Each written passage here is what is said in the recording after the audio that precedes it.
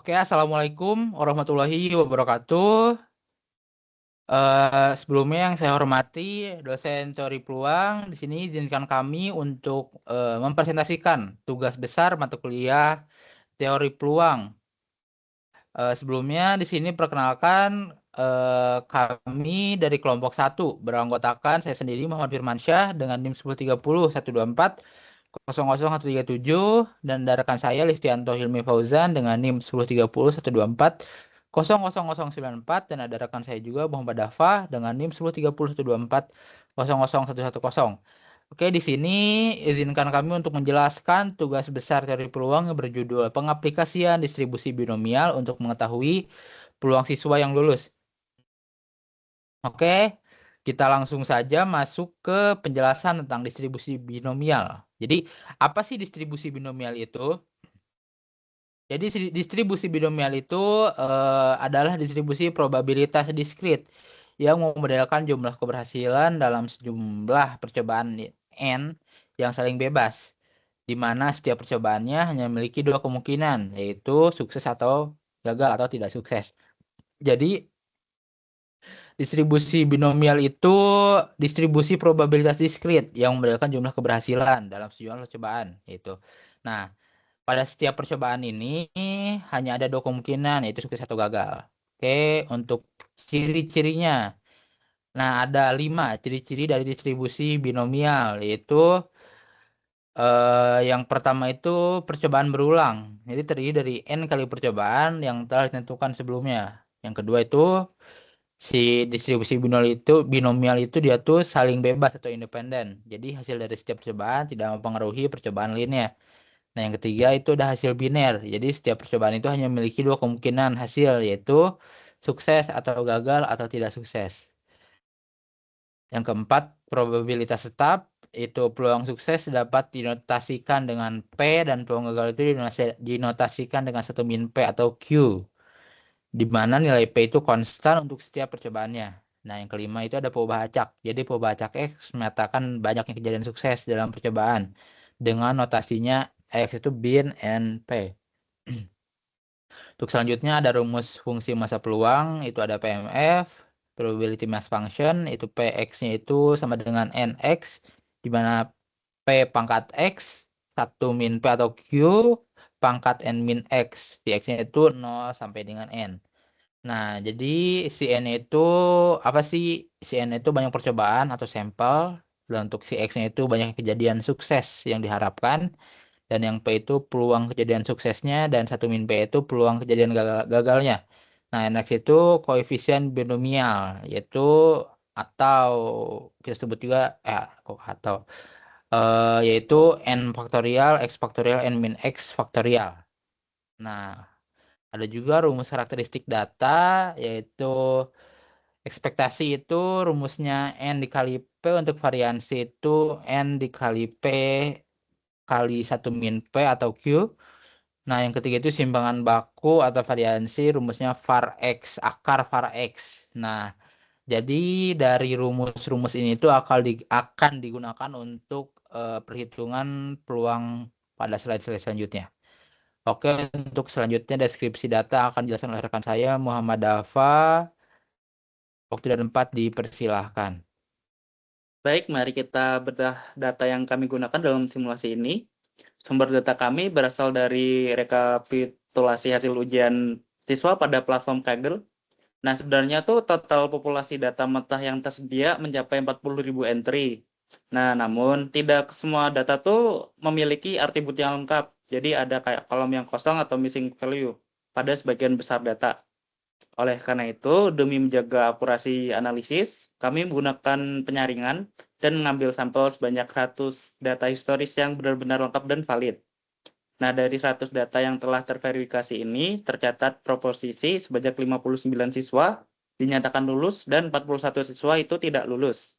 Berdasarkan proposisi data valid tersebut, kami menetapkan parameter peluang sukses atau P sebesar 0,59.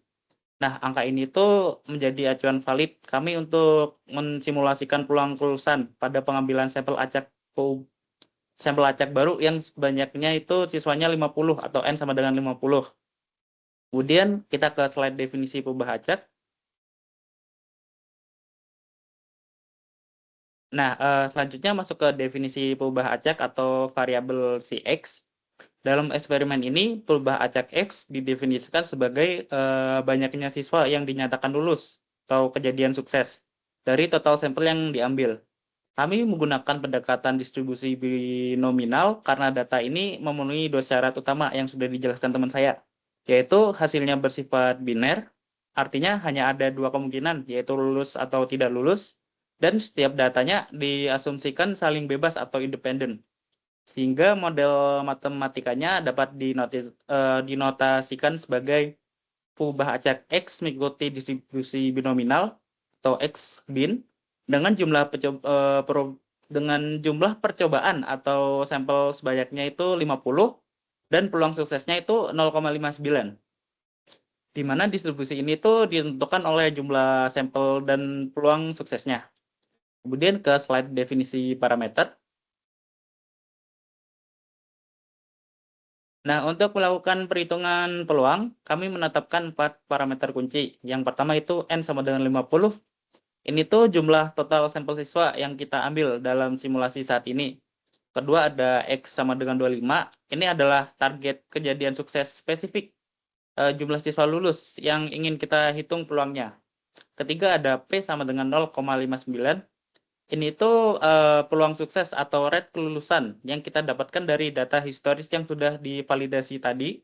Kemudian yang terakhir tuh ada satu min P yaitu 0,41. Nah, ini tuh parameter peluang gagal atau tidak lulus yang merupakan nilai sisa atau komplement dari peluang sukses. Nah, dengan semua parameter yang sudah dijelaskan ini, kita bisa lanjut ke perhitungan yang akan dijelaskan oleh teman saya. Oke, baik. Terima kasih kepada Muhammad Dafa yang telah menjelaskan tentang deskripsi data, definisi perubahan acak, dan definisi parameter. Untuk selanjutnya ada perhitungan nilai peluang dan perhitungan nilai mean dan variansi. Ekspektasi dan variansi itu akan dijelaskan oleh rekan saya, Listianto Hilmi Fauzan. Waktu dan tempat dipersilahkan. Oke, kita langsung lanjut ke perhitungannya. Oke, karena kita masuk ke perhitungan, kita tuh udah tahu nih syarat-syaratnya, bukan syarat, parameter-parameter yang diperlukan, yaitu N kan, N-nya itu 50 dan si X-nya itu 25. Lalu kita udah tahu nih peluang suksesnya itu 0,59 dan peluang gagalnya itu 0,41. Dari 1 dikurangi 0,59. Oke, kita langsung masuk aja ke rumus PMF karena kita bakal mengatakan mengetahui gitu ya, mengetahui perhitungan si peluang 25 siswa ini tuh peluang lulus 25 siswa dari 50 siswanya itu berapa gitu. Oke, kita langsung masuk. Jadi kita udah tahu nih bakal langsung masukin 50 dikombinasikan dengan 25 itu. Dikali dengan peluang sukses dipangkatkan dengan jumlah sampel yang ingin diketahui. Lalu dikalikan dengan Q atau peluang gagal dipangkatkan dengan jumlah sampel dan dikurangi dengan si X-nya itu. Oke, langsung masuk ke perhitungan. Nah, perhitungan ini adanya itu jadi dibagi 3 gitu ya. Bukan dibagi 3 sih sebenarnya. Biar lebih gampangnya itu kita bagi aja jadi 3, yaitu koefisien binomial yang dimana dia itu kombinasi. Kombinasi 50-25 itu bisa dihitung, itu tuh sebenarnya panjangnya lebih dari 1 triliun lebih gitu. Makanya kita langsung ke ini tuh yang didefinisikannya itu tidak sama lah ya, hampir mendekati istilahnya tuh. Karena memang banyak banget gitu yang kalau misalkan semuanya diinputkan. Jadi 1,264 dikali 10 pangkat 14. Lalu peluang suksesnya itu diambil dari peluang sukses dipangkatkan dengan jumlah sampel yang ingin diketahui peluangnya.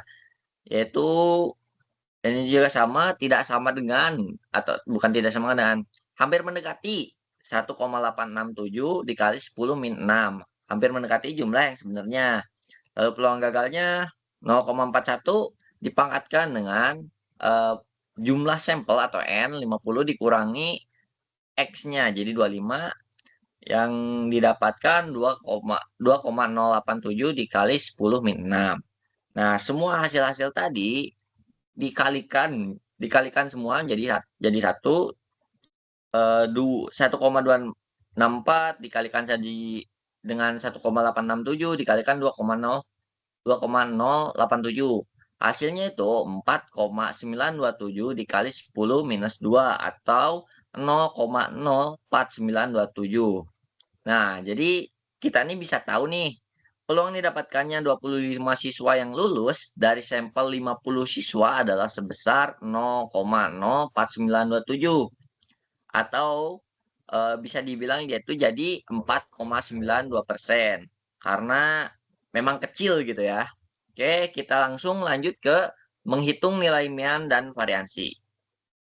Nah, perhitungan nilai mean dan variansi. Di situ mean tuh bisa dikatakan dengan ekspektasi karena ekspektasi itu adalah nilai rata-rata jumlah kejadian sukses yang diharapkan terjadi dalam N kali percobaan. Oke, kita udah tahu nilai ekspektasinya itu N dikali P yaitu 50 dikali 0,59 yang berarti hasilnya itu 29,5. Nah, untuk variansi itu sebenarnya itu bisa dikatakan juga rumusnya itu bisa dikatakan ekspektasi dikali dengan nilai peluang gagal. Ya ini sama sih ya, N kali P dikali 1 dikurangi 4 dikali P ya. Bisa dibilang kayak gitu. Jadi kita udah tahu nih variansinya itu 29,5 dari ekspektasi dikali 0,41. Hasilnya itu 12,95. Nah, untuk simpangan baku ini diambil dari nilai variansi juga, yaitu akar dari variansi. Nah, kita udah tahu nilai variansinya itu lalu kita akarkan jadi akar 12,95 yaitu yang kita tahu hasilnya itu 3,477. Nah, dari semua ini tuh bisa dikatakan kita tuh akurat gitu ya untuk menghitungnya. Oke, mungkin sekian dari perhitungan saya. Kita bisa diambil alih lagi oleh rekan saya. Terima kasih. Oke, baik, terima kasih kepada Listianto Hilmi yang telah menjelaskan tentang perhitungan nilai peluang dan perhitungan nilai mean dan variansi. Nah, dari beberapa perhitungan dan beberapa penjelasan rekan saya tadi didapat kesimpulan bahwa model, nah kasus yang tadi kita jelaskan itu dimodelkan sebagai distribusi binomial. Jadi X bin 50 dan 0,59 itu karena data bersifat biner, yaitu lulus atau tidak lulus dan independen. Nah, yang kedua itu ada peluang. Nah, jadi peluang tepat 25 siswa lulus itu adalah 4,92%. Jadi angka ini tuh kecil dan jarang terjadi. Dan untuk yang ketiga itu ada statistik. Dan rata-rata yang didapat tadi itu 29 hingga 30 siswa lulus per sampel. Dan ada sebaran datanya, variansinya itu 12,095 dan simpangan bakunya itu 3,4777. Oke, mungkin sekian penjelasan tentang tugas besar mata kuliah teori peluang dari kelompok kami, kelompok 1. Mohon maaf bila masih ada kesalahan dalam ucap, kesalahan dalam perilaku. Sekian dari kami. Wassalamualaikum warahmatullahi wabarakatuh.